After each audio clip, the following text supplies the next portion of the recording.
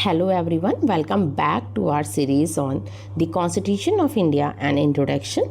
हमने इससे पहले इसका पार्ट 1 डिस्कस किया है और उसमें हमने कुछ इंपॉर्टेंट पॉइंटर्स को कवर किया है कॉन्स्टिट्यूशन के बारे में, उसके फीचर्स, उसके कुछ कहाँ से हमारा कॉन्स्टिट्यूशन लिया गया है, किन कंट्रीज़ से हमने इनमें पॉइंट्स डाले हैं। तो अगर आपने वो वीडियो नहीं देखा है तो आप पहले उस वीडियो को देख लीजिए और फिर इस वीडियो के संग कंटिन्यू करिए। तो चलिए इस वीडियो की शुरुआत हम करते हैं की फीचर्स ऑफ कॉन्स्टिट्यूशन की। तो जैसा कि हमने लास्ट वीडियो में डिस्कस किया था, कॉन्स्टिट्यूशन एक वो बुक है जिसमें हमारे कंट्री के रिगार्डिंग रूल्स एंड रेगुलेशंस लिखे हैं और जिसमें ये भी बताया गया है कि एक कॉमन सिटीजन्स के क्या राइट्स हैं और क्या ड्यूटीज़ हैं। ठीक है, तो अगर हम बात करें कॉन्स्टिट्यूशन के फीचर्स की, the Constitution defines the role, function and responsibility and accountability of the organs of government। हमने 3 organs of government को भी डिस्कस किया था। तो कॉन्स्टिट्यूशन उन तीनों ही ऑर्गन्स, गवर्नमेंट के ऑर्गन्स की क्या रिस्पॉन्सिबिलिटी है, क्या उनके फंक्शंस हैं और वो किस लेवल पे अकाउंटेबल हैं, उसके बारे में भी बात करता है।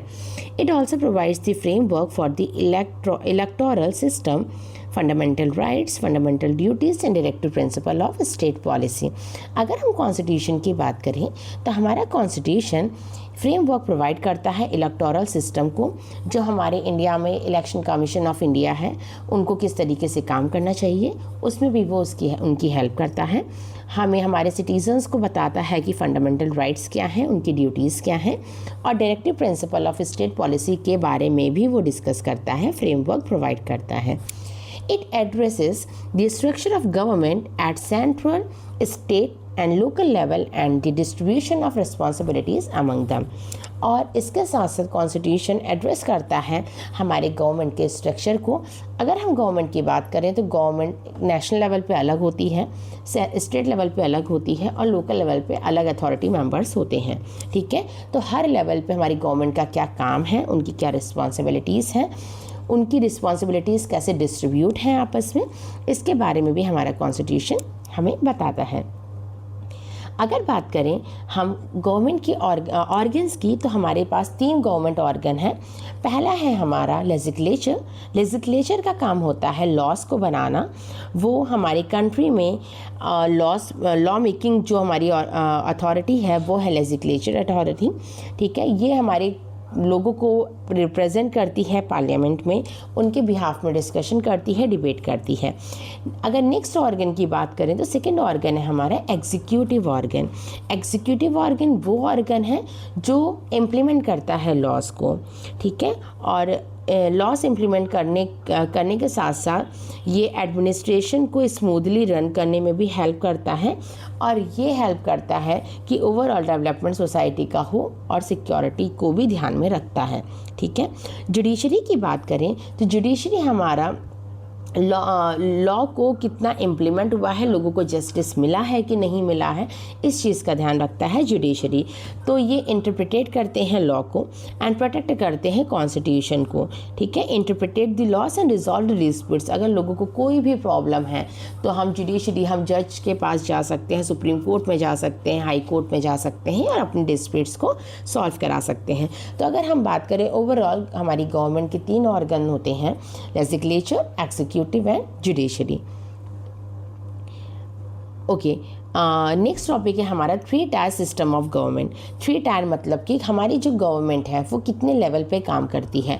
अगर हम अपनी गवर्नमेंट की बात करें तो हमारी गवर्नमेंट मेजरली 3 लेवल पे काम करती है।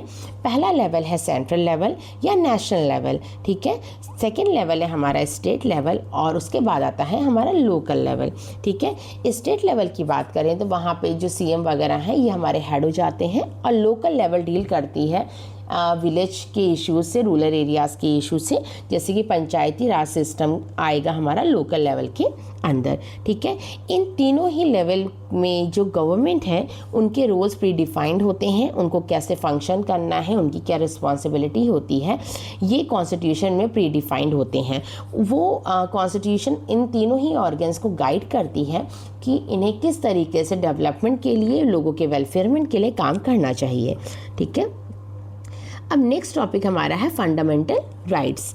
तो अगर हम इंडियन कॉन्स्टिट्यूशन की बात करें तो हमारे इंडिया कॉन्स्टिट्यूशन में 6 फंडामेंटल राइट्स के बारे में बात की गई है, जैसे कि राइट टू इक्वालिटी है, राइट टू फ्रीडम है, राइट अगेंस्ट एक्सप्लॉयटेशन है, और आर्टिकल 21A में राइट टू एजुकेशन की बात भी की गई है। ठीक है, the key distinction of these fundamental rights are promised that must be protected if a person is treated unfairly in the way that violent a protected right, the court can provide constitutional protection।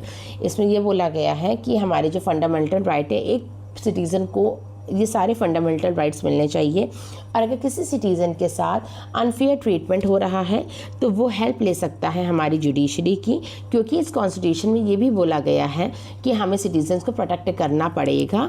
अगर उनके संग कोई भी fair treatment नहीं हो रहा है तो हम रिस्पॉन्सिबल हैं और वो सिटीज़न अपने राइट के लिए आवाज़ उठा सकता है। ठीक है, अगर हम इंडिया की कॉन्स्टिट्यूशन में लिखे फंडामेंटल राइट्स की बात करें तो मेजरली हमारे पास 6 फंडामेंटल राइट आ जाते हैं। पहला है राइट टू इक्वालिटी, सेकेंड है राइट टू फ्रीडम, थर्ड है राइट अगेंस्ट एक्सप्लॉयटेशन, फोर्थ है right to freedom of religion, fifth है कल्चरल एंड एजुकेशनल राइट, और लास्ट राइट है राइट टू कॉन्स्टिट्यूशनल रेमेडीज। अब बात कर लेते हैं हमारे कॉन्स्टिट्यूशन में फंडामेंटल राइट्स के साथ साथ फंडामेंटल ड्यूटीज़ के बारे में भी डिस्कस किया गया है। फंडामेंटल ड्यूटीज़ मतलब कि अगर हम इंडिया के सिटीज़न हैं तो हमारी क्या रिस्पॉन्सिबिलिटी है हमारी कंट्री के बिहाफ में। तो अगर हम बात करें तो हमारी रिस्पॉन्सिबिलिटी ये है कि हम रिस्पेक्ट करें अपनी कॉन्स्टिट्यूशन की, हमने national flag, national anthem, national symbols की भी रिस्पेक्ट करें, हम चेरिश करें एक नोबल आइडियाज़ को, अपने फ्रीडम स्ट्रगल को हमेशा याद रखना चाहिए कि हमारे फ्रीडम फाइटर्स ने कितना स्ट्रगल किया था और आज हम फ्री हैं, तो हमारी कुछ रिस्पॉन्सिबिलिटीज़ है अपनी सोसाइटी के बिहाफ में। ठीक है, हम प्रमोट करें harmony and spirit of brotherhood को, हम प्रमोट करें इन्वायरमेंट एंड नेचुरल रिसोर्स को प्रोटेक्ट करना चाहिए, हमें उनका मिसयूज़ नहीं करना चाहिए। ठीक है, और हम डेवलप करें एक scientific temper, humanism and the spirit of inquiry को। ठीक है, तो अगर हम फंडामेंटल राइट और फंडामेंटल ड्यूटीज़ की बात करें तो दोनों में ही डिफरेंस है। फंडामेंटल राइट लोगों को प्रोटेक्शन प्रोवाइड करता है और अदर हैंड में हमारी जो फंडामेंटल ड्यूटीज़ हैं वो रिस्पॉन्सिबिलिटीज़ हैं जो एक सिटीजन को फॉलो करनी चाहिए। थर्ड हमने ये बात की थी कि हमारे कॉन्स्टिट्यूशन का एक इम्पॉर्टेंट फीचर है DPSP। DPSP है ये directive principle of state policy. ये वो गोल्स हैं या डायरेक्शंस है गवर्नमेंट के लिए जिससे गवर्नमेंट इंडिया के सिटीजन्स को इमोशनली और सोशली उनका डेवलपमेंट कर सकती है। ठीक है, तो DPSP हमारे गोल्स और डायरेक्शन है जो गवर्नमेंट को हैं, जिससे कि हमारे जो सिटीजन्स हैं वो इंश्योर कर पाएँ social, economic and political justice को, वो प्रमोट कर पाएँ अपनी living veg and equal pay उनको मिले, इक्वालिटी मिले हर इंसान को, और प्रोवाइड हो फ्री एंड कंपलसरी एजुकेशन, उनको फ्री और कंपलसरी एजुकेशन प्रोवाइड हो, एंड इम्प्रूव हो पब्लिक हेल्थ एंड न्यूट्रिशन, और प्रोटेक्ट करें वो एनवायरनमेंट एंड कल्चरल हेरिटेज को। ठीक है, तो अगर हम बात करें जो डायरेक्टिव प्रिंसिपल्स होते हैं ये इन्फोर्सिबल नहीं होते हैं कोर्ट के द्वारा, लेकिन ये कहीं ना कहीं वो पाथवे है जिसको फॉलो करके हम सोसाइटी में जस्टिस और फेयरनेस ला सकते हैं। ठीक है, okay, rights empower us, duties guide us and DPSP inspire the nation to grow together. अगर हम राइट्स की बात करते हैं ये हमें एम्पावर करते हैं, ये हमें और शक्ति प्रदान कर रहे हैं, राइट। और जो ड्यूटीज़ है फंडामेंटल ड्यूटीज़ हमें गाइडेंस का काम कर रही हैं कि हमें बीइंग अ सिटीज़न क्या सही है क्या गलत है ये हमें पता चल रहा है। ठीक है, और हमारे जो DPSP इंस्पायर करते हैं हमारे नेशन को आगे बढ़ाने में। ठीक है, चलिए हमने बात कर ली थी फंडामेंटल ड्यूटीज़ के बारे में कि कुछ फंडामेंटल ड्यूटीज़ जैसे कि हमें नेशनल फ्लैग का रिस्पेक्ट करना चाहिए, कॉन्स्टिट्यूशन की रिस्पेक्ट करनी चाहिए, अपने एनवायरनमेंट को, कल्चरल हेरिटेज को, अपने कल्चर को बचा के रखना चाहिए। ठीक है, तो बीइंग अ सिटीज़न हमारी जो ड्यूटीज़ है ना एक रिस्पॉन्सिबल पर्सन के नाते वो होती सारी हमारी फंडामेंटल ड्यूटीज़ हैं जो हमारे कॉन्स्टिट्यूशन में दी गई हैं। ठीक है, और एक ये बात भी बोली गई है कॉन्स्टिट्यूशन में कि जो बच्चे हैं 6 to 14 के उन्हें राइट है एजुकेशन का, तो उन्हें इक्वल अपॉर्चुनिटी मिलनी चाहिए, भले ही वो पुअर हो, भले ही वो रिच हो, भले ही वो गर्ल हो या बॉय हो या किसी भी कैटेगरी का हो, उन सबको एजुकेशन का राइट भी है। ठीक है, तो अगर हम ओवरऑल बात करें तो राइट्स एंड ड्यूटीज़ आपस में रिस्पॉन्सिबल हैं सिटीजनशिप को सपोर्ट करने के लिए। अगर हमारे इंडिया में सिर्फ फंडामेंटल राइट्स और ड्यूटी ना हो तो हमारा इंडिया एक डेवलप प्रॉपर तरीके से नहीं कर पाएगा। और अगर हमारे पास फंडामेंटल राइट्स ना हो और सिर्फ ड्यूटीज़ हो तो भी कहीं ना कहीं वो एक पॉजिटिव पिलर्स के रूप में काम नहीं कर पाएगा। ठीक है, तो दोनों का ही आपस में होना बहुत ज़रूरी हो जाता है। ठीक है, हमने डायरेक्टिव प्रिंसिपल ऑफ स्टेट की बात कर ली है कि डायरेक्टिव प्रिंसिपल ऑफ स्टेट क्या है। यहाँ पे स्टेट मतलब कि गवर्नमेंट से हम बात करते हैं, राइट। तो ये गवर्नमेंट को वो गोल और वो गाइडलाइंस है गवर्नमेंट के लिए, जो गवर्नमेंट को अपने सिटीजन्स के लिए जो भी काम करने चाहिए, जैसे कि अपने सिटीजन्स को जस्टिस देना चाहिए, वेलफेयर करना चाहिए, उनको अच्छी public facilities, health facilities provide करानी चाहिए, उनको अवेयरनेस करनी चाहिए कि क्या क्यों हमारा इन्वायरमेंट इम्पॉर्टेंट है, और उनको अवेयर करना चाहिए कि इन्वायरमेंट को प्रोटेक्ट करो। सस्टेनेबल डेवलपमेंट की आज के टाइम पे हम बात करते हैं कि हमारे रिसोर्सेज क्योंकि लिमिटेड हैं तो उनको हम लॉन्ग टाइम तक कैसे सस्टेन कर सकते हैं। तो ये सारी रिस्पॉन्सिबिलिटी हमारी गवर्नमेंट की है। ठीक है, तो गवर्नमेंट की गाइडलाइंस जो होती हैं वो सब आ जाती हैं directive principle of state policy के अंदर। ठीक है, अब बात कर लेते हैं फंडामेंटल राइट्स वर्सेस DPSP की। तो fundamental rights are the constitutional promise that can be protected through the court. Fundamental rights वो कॉन्स्टिट्यूशनल प्रॉमिस हैं जो प्रोटेक्ट कर रहा है हमारा कोर्ट। प्रोटेक्ट कैसे कर रहा है? सपोज आपको राइट टू एजुकेशन का आपको अधिकार है, ठीक है, कि आपको पढ़ाई का अधिकार है, राइट टू स्पीच का अधिकार है। ठीक है, तो अगर आपके बिहाफ में, आपके फेवर में कोई चीज़ नहीं हो रही है, लोग अगर आपको स्कूल में फ्री में एडमिशन नहीं दे रहे हैं, अगर आप पॉवर्टी से बिलोंग करते हो, पुअर कैटेगरी के हो, ठीक है, तो आपके लिए सीट रिजर्व होती हैं। ठीक, तो अगर आपको एजुकेशन नहीं मिल रही है तो आप कोर्ट में जा सकते हो, अपने राइट के लिए केस स्यू कर सकते हो। ठीक है, तो और अगर उसकी अलग हम बात करें DPSP की, तो DPSP वो गोल्स और गाइडलाइंस जो गवर्नमेंट पॉलिसीज़ के अंदर फॉलो होनी चाहिए। ठीक है, तो सिंपली हम ये बोल सकते हैं कि फंडामेंटल राइट प्रोटेक्शन है लोगों के बिहाफ में, और DPSP है डायरेक्शन फॉर गवर्नमेंट। ठीक है, फंडामेंटल राइट हमारे लोगों के राइट्स को प्रोटेक्ट जो कर रहा है, अगर लोगों के संग कुछ भी गलत हुआ है तो उनको जस्टिस मिलेगा, ये हमारे फंडामेंटल राइट बोलता है। लेकिन जो DPSP है वो हमारी गवर्नमेंट को सिर्फ एक गाइडलाइन देता है, ठीक है, और डायरेक्शन देता है हमारी गवर्नमेंट को। ठीक, इक्वालिटी ऑफ वीमेन। अब नेक्स्ट टॉपिक हमारा आता है equality of women. This chapter includes a statement by the Begum Aziz Rasul during the constituent assembly debate. या इस चैप्टर में एक स्टेटमेंट दिया है बेगम अजीज रसूल ने, जो कॉन्स्टिट्यूशन असेंबली डिबेट में उन्होंने कहा था, it connects the constitutional committee to women's equality with idea that had long been valued in India, while in recognizing that social condition has not always reflects these ideas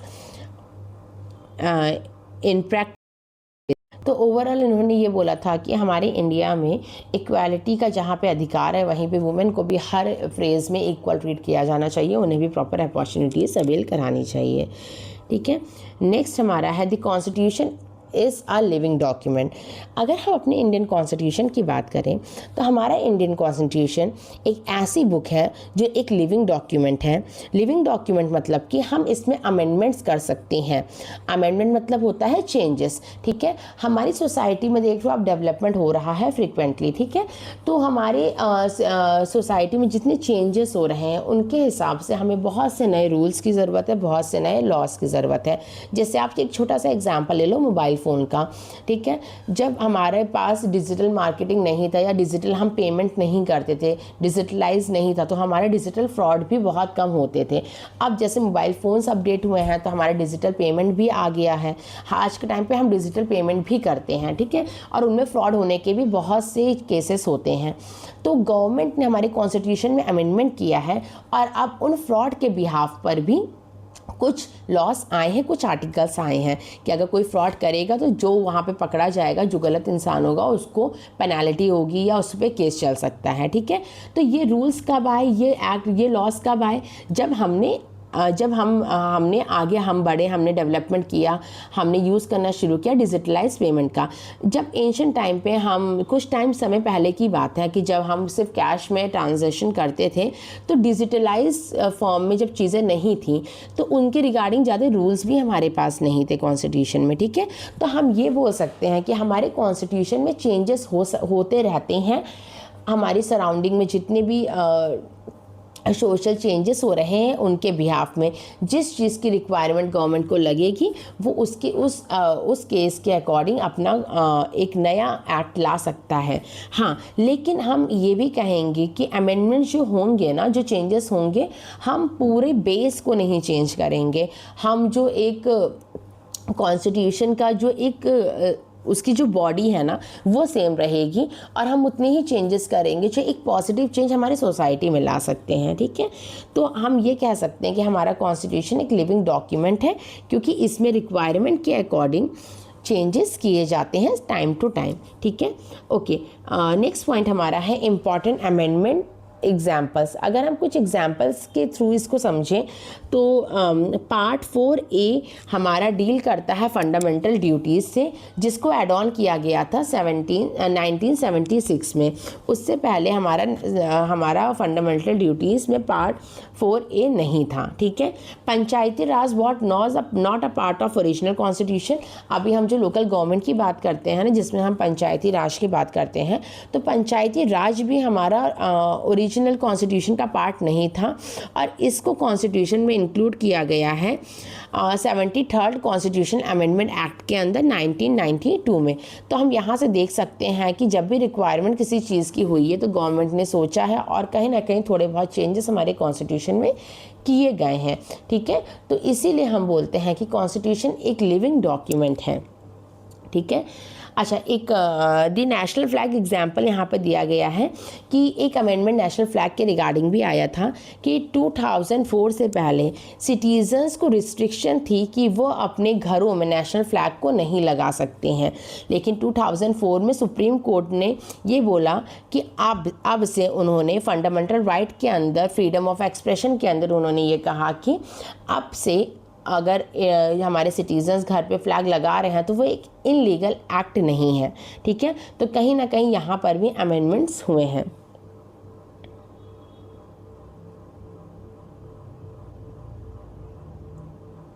ठीक है, next topic हमारा आता है the constitution as a work of art. The constitution is also a work of art. अगर हम बात करें constitution की तो कॉन्स्टिट्यूशन एक वर्क ऑफ आर्ट है। Calligrapher Prem Behari Narain Raizada wrote a text by the hand. जो कैलीग्राफर है प्रेम बिहारी, इन्होंने अपने हाथों से ही ये टेक्स्ट्स को लिखा है, ठीक है। उन्होंने टेक्स्ट्स को लिखा है and Nandlal Bose and his team illustrate its pages with scene from Indian history and culture। और नंदलाल बोस ने इनको इलस्ट्रेट किया है जो इन्होंने इंडिया की हिस्ट्री और कल्चर के बारे में बात करी। This chapter shows illustration associated with the India's heritage including the gurukul scenes from Ramayana Mahabharata sculptures Nataraja Mahabalipuram Mughal architectures and Nalanda. तो इस चैप्टर में हमने बहुत से ऐसे एसोसिएशंस के बारे में डिस्कस किया है, जैसे कि इंडियंस हेरिटेज के बारे में हमने डिस्कस किया है जिसमें गुरुकुल प्रथा आती है। हमारे रामायण महाभारत और स्कल्पचर्स के बारे में हमने डिस्कस किया है। नटराज के बारे में हमने डिस्कस किया है, ठीक है। नालंदा और मुगल आर्किटेक्चर के बारे में भी डिस्कस किया है, ठीक।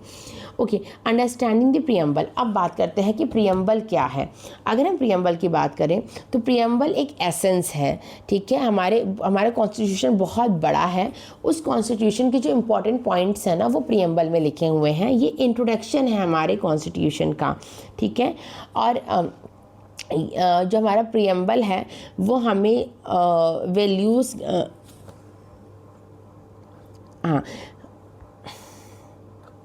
ठीक है, ये हमारा प्रियम्बल एसेंस को इंक्लूड करता है जो हमारे कॉन्स्टिट्यूशन की गाइडिंग वैल्यूज़ होते हैं उसके लिए, ठीक है। These values guide government policies and discussion making and citizens are also expected to participate them. ये जो वैल्यूज़ है वो गाइड करती हैं गवर्नमेंट को पॉलिसी बनाने में, डिसीजन मेकिंग करने में और सिटीज़न के पार्टिसिपेशन में भी। ठीक है, तो अगर हम इंडिया के प्रीएम्बल की बात करें तो उसकी स्टार्टिंग होती है we the people of India से, और जो एम्फसाइज करता है कि कॉन्स्टिट्यूशन जो हमारा है वो लोगों के द्वारा ही, लोगों के लिए ही बनाया गया है और लोगों से ही देश चलता है। ठीक है, क्योंकि लोग इलेक्शन के द्वारा क्या करते हैं, अपने रिप्रेजेंटेटिव को इलेक्ट करते हैं। ठीक है, तो प्रीएम्बल हमारा, हम कह सकते हैं एक समरी है, एक बॉडी है हमारे कॉन्स्टिट्यूशन की, इंट्रोडक्शन है।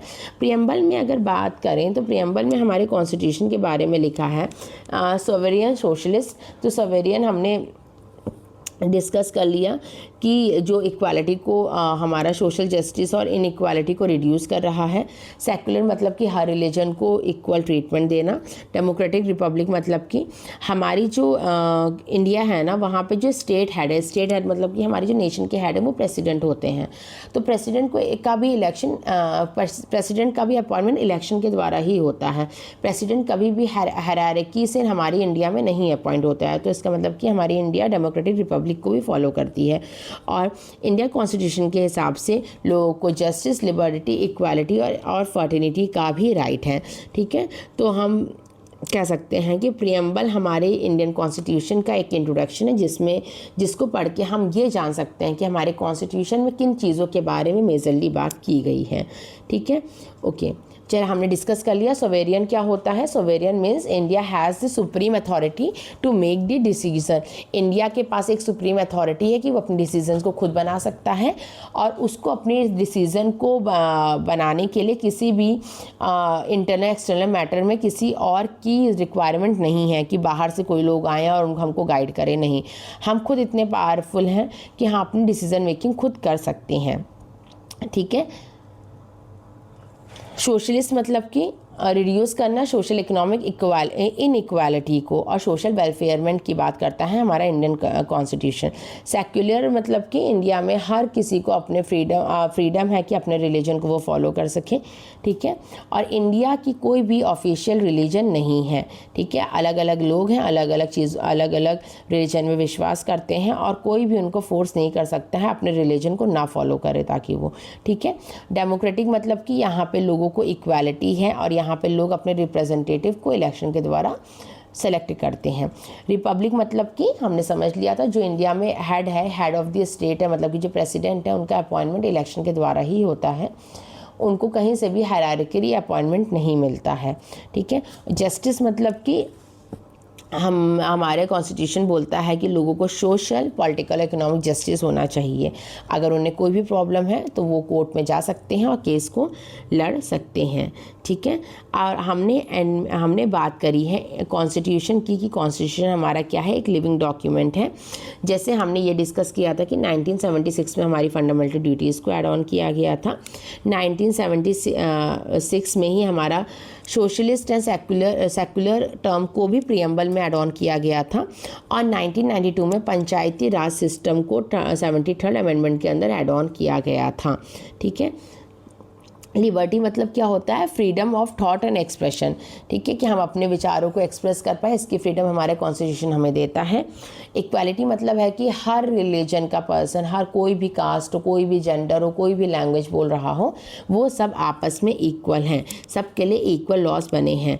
ठीक है, फर्टिनिटी मतलब होता है ब्रदरहुड और बिलोंगिंगनेस, कि हम सब आपस में भाईचारे से रहें। ठीक है, तो हमारा कॉन्स्टिट्यूशन कहता है कि एक कंट्री की ग्रोथ के लिए और एक डेमोक्रेटिक कंट्री में ब्रदरहुड होना बहुत इंपॉर्टेंट होता है। ठीक है, अब बात करते हैं 42nd कॉन्स्टिट्यूशनल अमेंडमेंट में। जो हमारा, अगर हम प्रीएम्बल की बात करें ना, तो हमने उसके की फीचर्स पढ़े, तो उसमें हमने दो टर्मिनोलॉजी पढ़ी थी, एक था सोशलिस्ट और दूसरा था सेक्युलर। तो ये दोनों ही वर्ड ना हमारे ओरिजिनल प्रीएम्बल में नहीं थे, इनको ऐड ऑन किया गया है 42nd कॉन्स्टिट्यूशनल अमेंडमेंट में जो 1976 में पास हुआ था। ठीक है, तो हम यही जो अमेंडमेंट्स है ना, जो चेंजेस है, रिक्वायरमेंट है, जो समय के अनुसार हमको लगी, हमारे गवर्नमेंट को लगी और उन्होंने कुछ नई चीज़ों को हमारे कॉन्स्टिट्यूशन में ऐड ऑन किया, इसीलिए हम बोलते हैं कि हमारा कॉन्स्टिट्यूशन क्या है, एक लिविंग डॉक्यूमेंट है, लिविंग बुक है। ठीक है, तो हमारे दो वर्ड जो सोशलिस्ट और सेक्युलर थे ना, तो ये प्रियम्बल में पहले हमारे ओरिजिनल प्रियम्बल में नहीं थे और 42nd कॉन्स्टिट्यूशन के अंदर इसको ऐड ऑन किया गया था 1976 में। ठीक है, अब बात करते हैं daily life application of preamble values की। तो हमने अपने प्रियम्बल में क्या देखा, हमने देखा कि सोशलिस्ट की बात की गई है, सेक्युलरिज्म की बात की गई है। ठीक है, हमको फ्रीडम है अपने रिलीजन को फॉलो करने की, हमने जस्टिस की बात करी है, इक्वालिटी की बात करी है, इक्वल अपॉर्चुनिटीज़ की बात करी है। तो हम अपने अगर डेली लाइफ में देखें ना इन अप्रोचेस को, तो कहीं ना कहीं हम ये बोल सकते हैं कि हाँ, हमारी सोसाइटी में चीज़ें फॉलो हो रही हैं। अगर किसी पर्सन को प्रॉब्लम है तो वो जाके अपने केस को लड़ सकता है। अगर किसी को जेंडर बायसनेस हो रही है किसी के संग, तो वो अपनी आवाज़ को उठा सकता है। अभी आप करंट सिनेरियो में बात करें तो अभी न्यू दिल्ली में ही हमारे न्यूज़ में था, जो हमारे जेनजीज हैं, है ना, उन्होंने अपने लिए आवाज़ उठाई थी। कहीं ना कहीं उन्होंने वो धरने में बैठे थे अपनी आवाज़ के लिए, अपनी आवाज़ उठाने, ताकि उनको इक्वल राइट मिले या उनके जो राइट हैं उनको उसके बिहाफ में सरकार कुछ उनके लिए करें। ठीक है, तो हम ये बोल सकते हैं कि प्रियम्बल की वैल्यूज़ हमारी सोसाइटी में इम्प्लीमेंट होना बहुत ज़रूरी हैं। ठीक है, तो हमको हर किसी को इक्वल ट्रीटमेंट देना चाहिए, भले ही वो किसी भी जेंडर का हो, किसी भी कास्ट का हो, किसी भी रिलीजन का हो। हमें लोगों को फ्रीडम देनी चाहिए उनके रिलीजन को फॉलो करने की। ठीक है, हमें फ्रीडम ऑफ स्पीच है, अगर हमारे संग कुछ गलत हो रहा है तो हमें वो अपने व्यूज़ को बोलना चाहिए। ठीक है, तो हम कह सकते हैं कि प्रियम्बल ओवरऑल हमारे करंट सिनारियो में भी काम करता है। तो ठीक है, अब हमारा ये पूरा टॉपिक डिस्कस हो चुका है, द कॉन्स्टिट्यूशन, द इंट्रोडक्शन। अगर आपको ये वीडियो पसंद आया और आपको इसी तरीके से इंटरेस्टिंग टॉपिक्स चाहिए हैं तो आप प्लीज़ चैनल को लाइक, शेयर, सब्सक्राइब ज़रूर करिएगा। मिलते हैं नेक्स्ट वीडियो में नेक्स्ट टॉपिक के साथ।